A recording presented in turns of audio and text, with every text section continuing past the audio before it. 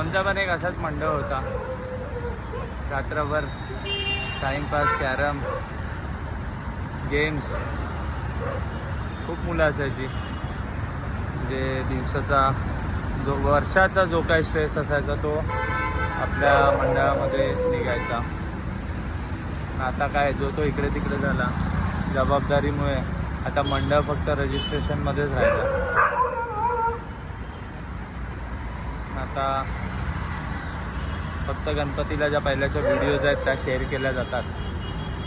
आमचा पण एक मंडळ होता. तुमचा पण असा एक मंडळ असेलच तर बरं आहे, पण होता झाला असेल तर खरंच काय सांगू मित्रांनो, मला कळेल तुमचं दुःख.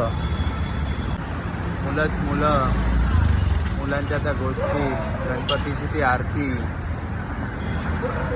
आणि मग ते वर्षभरात जे काय थकावट असेल या मंडळात निघून जायची. मंडळात मंडपामध्ये बसणं वगैरे. आता फक्त राहिलं ते मंडळ रजिस्ट्रेशन.